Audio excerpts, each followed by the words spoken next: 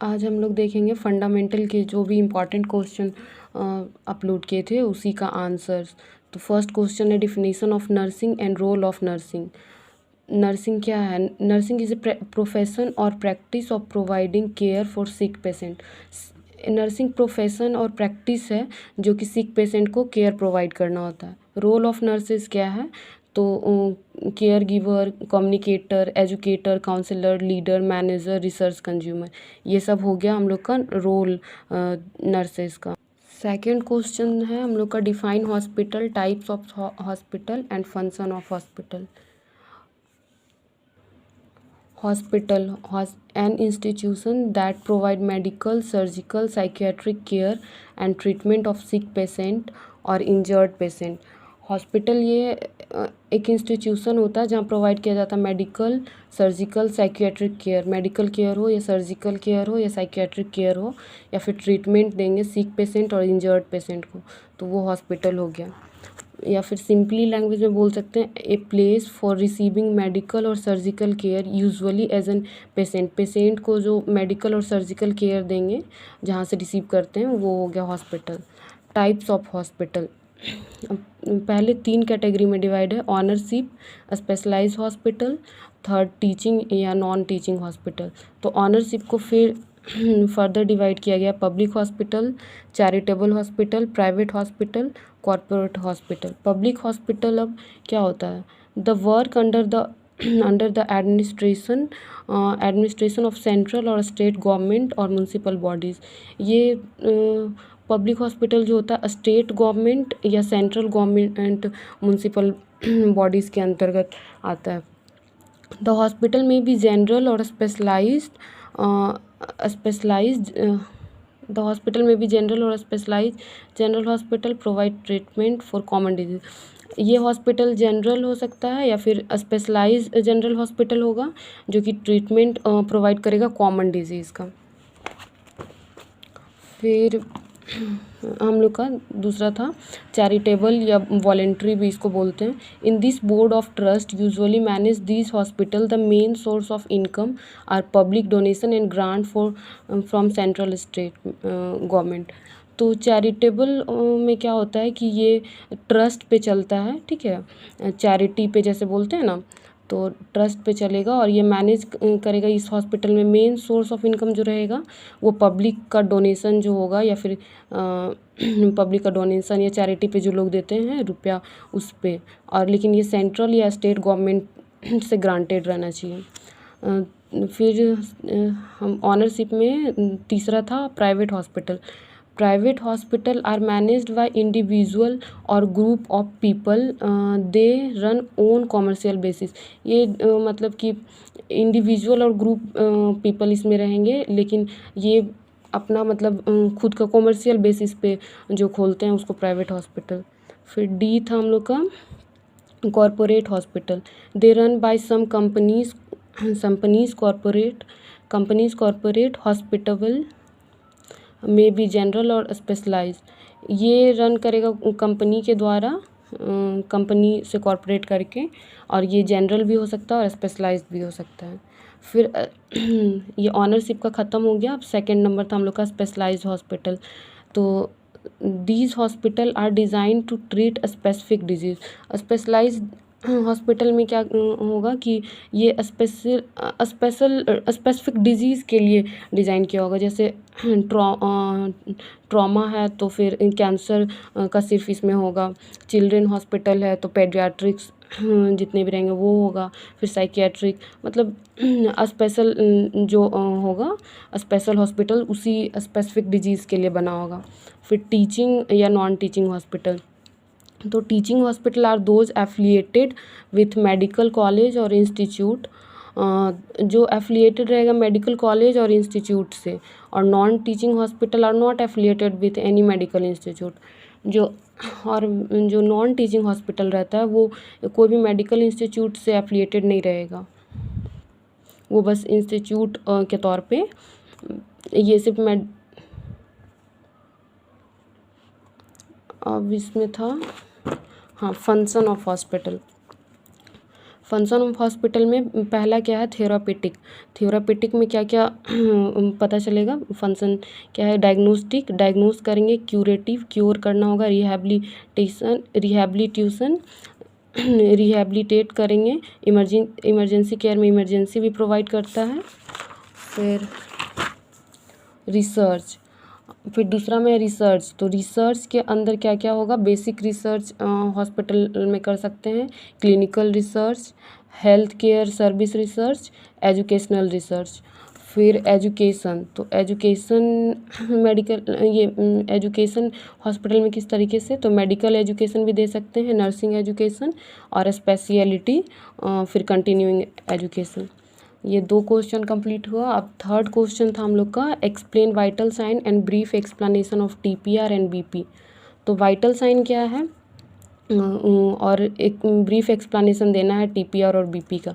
Vital sign are measurement of the body's most basic function. Vital sign उसको बोलते हैं जो मेजर करते हैं बॉडी का मोस्ट बेसिक फंक्शन को। तो पहला हो गया हम लोग का बॉडी टेम्परेचर, दूसरा पल्स जिसको हार्ट रेट बोलते हैं, थर्ड हो गया रिस्पायरेशन रेट और फोर्थ हो गया blood pressure. These are the signs of life and 4 vital signs of our body. हम लोग के जो 4 जो है हम लोग का बॉडी का वाइटल साइन है। टीपीआर प्लस बीपी को ही वाइटल साइन बोलेंगे, जैसे 4 है तो चारों को एक साथ वाइटल साइन बोलेंगे। तो अब पहला हो गया हम लोग का टेम्परेचर। फिर बॉडी टेम्परेचर में क्या होगा, temperature is a degree of heat maintained by the body. It is balance between heat produced and the heat loss from the body. Temperature is a degree of heat maintained of the body.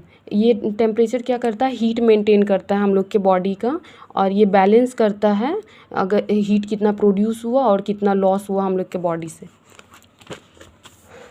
फिर हम लोग का normal body temperature for adults के लिए normal body temperature क्या होगा, तो अगर ओरली लेंगे तो 37 डिग्री सेल्सियस में आएगा और 98.6 फ़ारेनहाइट में। रेक्टल या टिम्पैनिक लेंगे तो 37.5 डिग्री सेल्सियस और 97.6 फ़ारेनहाइट। एक्सिलरी लेंगे तो एक्सिलरी टेम्परेचर लेंगे तो 36.4 डिग्री सेल्सियस और 97.6 डिग्री फ़ारेनहाइट। तो एक डिग्री सेल्सियस का डिफरेंस रहेगा। फिर बोल रहे हैं normal body temperature depends on when, where and whom। When मतलब जैसे कब ले रहे हैं, वो इंसान नहा के आया है या फिर चल के आया है या फिर एसी से निकला है, तो उसका उस पे भी डिपेंड करेगा आपका बॉडी टेम्परेचर वैरी कर सकता है। वेयर कहाँ से ले रहे हैं, जैसे ओरली लेंगे तब कुछ और आएगा, रेक्टली लेंगे तो कुछ और, एक्सिलरी लेंगे तो कुछ और।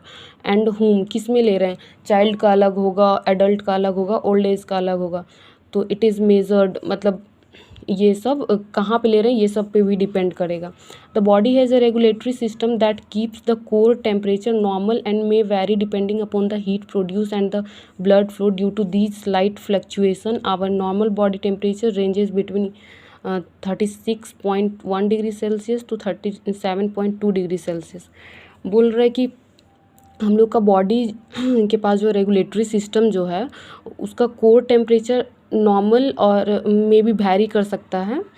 वैरी करेगा किस चीज़ पे डिपेंड करता है, तो हीट प्रोड्यूस और ब्लड फ्लो पे, कितना हम लोग का हीट प्रोड्यूस हुआ और ब्लड फ्लो जो है कितना हुआ, तो इस चीज़ पे फ्लक्चुएट कर सकता है हम लोग का बॉडी टेम्परेचर। तो उसका रेंजेस हो गया 36.1 डिग्री से 37.2 डिग्री सेल्सियस। फिर टर्म्स इसमें आता है फीवर या फिर इसको पायरेक्सिया भी बोलते हैं। तो pyrexia is defined as the rise in body temperature above 99 Fahrenheit.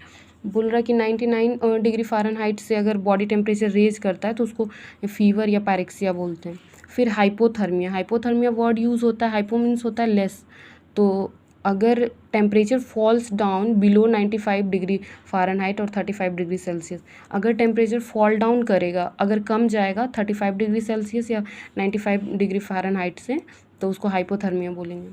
अब टीपीआर, तो टेम्परेचर तो हो गया, पल्स। अब हार्ट रेट क्या होता है, when the left ventricle it forces of blood into the aorta and the arteries. जब जब लेफ्ट वेंट्रिकल से ब्लड आएगा अयोर्टा में और आर्टरीज में फोर्सफुली, तो उसी को क्या बोलेंगे हम लोग का हार्ट रेट होगा। और ये कंप्लीट पूरा कैसे होगा, the walls of the arteries being elastic, हम लोग का आर्टरीज जो है इलास्टिक है और ये एक्सपेंड करेगा। लेकिन कब, जब एडेड अमाउंट ऑफ ब्लड, जब वेंट्रिकल से आर्टरीज में ब्लड आएगा तो ये एक्सपेंड करेगा, expand is forced into then and forcefully आएगा। the arteries relax as the wave of blood pass only to expand again। फिर आर्टरी रिलैक्स करेगा कब, जब ब्लड वहाँ से पास हो जाएगा तब, और उसके बाद फिर इसी तरीके से फिर ब्लड आएगा तो नेक्स्ट वेव जो है ब्लड का फिर अगेन एंड अगेन स्टार्ट होगा। फिर this expansion and recoil of arteries is the pulse and serves as an indication of frequency of heart rate. बोल रहा है कि ये जो एक्सपेंड हो रहा है, रिलैक्स कर रहा है, एक्सपेंड कर रहा है, रिकॉयल कर रहा है, मतलब कि रिलैक्स हो रहा है arteries, is the pulse and serve as an indication, तो ये फ्रीक्वेंसी शो करता है, तो उसी को हम लोग हार्ट रेट बोलते हैं। तो नॉर्मल पल्स रेट क्या होता है, 60 to 100 बीट पर मिनट, और एवरेज अगर लेना हो तो 72 beat per minute. The pulse can be felt by the fingers on a point where an artery crosses a bone close to the surface of the skin। Pulse हम लोग कहाँ से feel कर सकते हैं, बाय द फिंगर से feel करेंगे, तो कौन से पॉइंट पे, जहाँ पे आर्टरी क्रॉस करेगा बोन से, closest to the surface of skin, और क्लोजेस्ट रहेगा close to the surface of the skin. तो अब साइट ऑफ पल्स देख लेते हैं। साइट ऑफ पल्स क्या है हम लोग का, रेडियल आर्टरी रिस्ट के पास जो रहेगा, टेम्पोरल आर्टरी टेम्पोरल बोन के पास, carotid artery side of neck, brachial artery above the elbow, femoral artery यहाँ पेल्विक गर्डल से थोड़ा नीचे, और फिर टीबियल आर्टरी टीबिया के पास, पॉप्लिटियल आर्टरी पटेला नी के पीछे, और फिर डोर्सल पेडिस। ये सब साइट हो गया हम लोग का पल्स लेने का। फिर हम लोग का तीसरा था रिस्पायरेशन रेट, मतलब रिस्पायरेशन। तो respiration is the act of breath in oxygen and breath out carbon dioxide. Respiration क्या है, एक्ट है breath in oxygen and breath out carbon dioxide. अंदर लेंगे ऑक्सीजन और ब्रीथ आउट करेंगे कार्बन डाइऑक्साइड। फिर बोल रहा है respiratory rate is the number of times a person breathe in a minute। one breath include both inspiration and expiration। बोल रहा है कि रिस्पायरेटरी रेट किसको बोलेंगे, तो ये नंबर ऑफ टाइम्स है person breathe in a minute, तो ये 1 मिनट में कितनी बार पर्सन ब्रीद किया है, उसमें दोनों इंक्लूड रहेगा, इंस्पायरेशन और एक्सपायरेशन, कितने बार लिए और कितने बार छोड़े हैं, तो उसी को रिस्पायरेटरी रेट बोलेंगे। नॉर्मल रिस्पायरेशन रेट एडल्ट में कितना होगा, 12 to 20 breath per minute. Tachypnoea terms आता है, तो इसमें क्या होता है, increase respiratory rate over 24 breath per minute. अगर 24 ब्रीथ से ज़्यादा हो, मतलब कि रिस्पायरेटरी रेट हो गया हम लोग का, तो फिर वो टेकीपीनिया कहलाएगा। Bradypnoea decrease respiratory rate less than 10 breath per minute. अगर 10 ब्रीथ पर मिनट से कम आने लगे तो हम लोग का ब्रेडीपीनिया। एपनिया ए वर्ड मतलब आगे में लगा रहता है, तो इट मीन्स अब्सेंस। तो टोटल सीजेशन ऑफ ब्रीदिंग, तो सीजेशन मतलब बंद, मतलब कि absence of breathing, total absence of breathing, उसके लिए टर्म आता है एपनिया। डिसपनिया डिफ़िकल्ट और लेबर्ड ब्रीदिंग, अगर डिफ़िकल्ट ब्रीदिंग हो रहा है या फिर लेबर्ड ब्रीदिंग हो रहा है तो उसके लिए टर्म आता है डिसिप्निया। अब टेम्परेचर, पल्स, रिस्पायरेशन हो गया। ब्लड प्रेशर क्या है, blood pressure is the measurement of the pressure और force of blood against the walls of your arteries. इसमें क्या करते हैं कि मेज़र करते हैं प्रेशर या फिर फोर्स जो है ब्लड का against the wall of arteries पे कितना, उसके आर्टरीज के वॉल पे कितना ब्लड का प्रेशर पड़ रहा है, फोर्स पड़ रहा है। तो इसमें दो प्रेशर होता है, systolic pressure, diastolic pressure. Systolic pressure is the pressure in the arteries when the heart beat and pushes blood out to the body. जब हार्ट हम लोग का आर्टरी जो है हम लोग का कॉन्ट्रैक्ट करेगा, मतलब कॉन्ट्रैक्शन के टाइम पे जो है और कॉन्ट्रैक्शन के टाइम पे जो प्रेशर क्रिएट होगा उसको सिस्टोलिक प्रेशर बोलेंगे। मतलब आर्टरीज क्या करता है उस टाइम पे, ब्लड को बॉडी आर्टरीज से दूसरी जगह भेजता है उस टाइम पे, तो उस टाइम कॉन्ट्रैक्ट करता है तो उसको। फिर जब रिलैक्स्ड होगा तो रेस्ट में रहेगा जब हम लोग का हार्ट, तो उसको बोलेंगे बिटवीन द ये बीट के बिटवीन में, जैसे एक बार कॉन्ट्रैक्ट किया एक बार रिलैक्स किया, तो उस टाइम पे रिलैक्स जब रहेगा तो diastolic pressure. Normal blood pressure for the healthy adult is 120/80 mmHg। Normal blood pressure हम लोग का कितना है, 120/80 mmHg। Systolic pressure of 120 to 139 mmHg और a diastolic pressure of 80 to 89 mmHg is considered pre hypertension. बोल रहा है कि सिस्टोलिक प्रेशर का रेंज अगर 120 से 139 mmHg है और डायस्टोलिक प्रेशर का रेंज 80 to 89 mmHg है, तो इसको कंसीडर करेंगे प्री हाइपरटेंशन में। फिर हाइपरटेंशन और high blood pressure is a blood pressure of 140/90 mmHg। Hypertension या फिर हाई ब्लड प्रेशर कब बोलेंगे, जब 140/90 mmHg रहेगा। तो हाइपोटेंशन तो low blood pressure is a blood pressure lower than इतना। अगर 90/60 mmHg रहेगा या फिर उससे लो रहेगा तो हम लोग बोलेंगे उसको लो ब्लड प्रेशर या फिर हाइपोटेंशन। फिर फोर्थ क्वेश्चन था हम लोग का, what is physical examination and method of physical examination. Physical examination is an important part of health assessment. It provides objective data of identified problems and making a diagnosis. ये physical examination important part है health assessment का, health assess जब करते हैं, और ये provide करता है ऑब्जेक्टिव डाटा, आइडेंटिफाइड प्रॉब्लम, और मतलब ऑब्जेक्टिव डाटा प्रोवाइड करता है और प्रॉब्लम को आइडेंटिफाई करने में हेल्प करता है और डायग्नोसिस में भी हेल्प करता है। फिर मेथड्स क्या है फिजिकल एग्जामिनेशन के, inspection, palpation, percussion, auscultation. Inspection क्या होता है, it is the visual examination of the client during the inspection phase of physical assessment. The nurse uses observational skill to systematically gather data that we can see. बोल रहा है कि इसमें जो जो हम लोग देख के, मतलब कि पेशेंट आया देख के हम लोग जो भी उसको पता कर पाएंगे उसको इंस्पेक्शन बोलते हैं। तो इसमें क्या होता है कि ऑब्जर्वेशनल स्किल जो है नर्सेज वो भी यूज़ कर सकती है ताकि मतलब हम लोग ईजिली देख सकें, पता कर सकें। It involves careful and observation, general appearance, body posture. इसमें क्या इन्वॉल्व रहता है, अपीयरेंस कैसा है, बॉडी पोस्चर, ये सब। फिर सेकंड है palpation. Palpation is the use of tactile sensation, use of touch और फिंगर। इसमें क्या होता है कि टैक्टाइल हम लोग यूज़ करना होता है टैक्टाइल सेंसेशन। टैक्टाइल सेंसेशन क्या होता है, यूज़ ऑफ टच, किसी चीज़ को टच करके या फिर फिंगर लगा के देखना होता है। टू फील द टेक्सचर, उसका टेक्सचर को फील करना होता है। Size, shape and location of the organ, तो ये सब चीज़ पता करते हैं पाल्पेशन के through. Gentle palpation is attain by pressing 1 cm in depth for assessing the skin and pulse. Gentle मतलब नॉर्मल फर्मली पाल्पेट करना है, प्रेस करना है 1 cm depth for assessing the skin and pulse. Pulse को या फिर skin को पता करने के लिए उस चीज़ को, तो 1 cm प्रेस मतलब डेप्थ करना है अंदर। फिर इसमें है परकशन।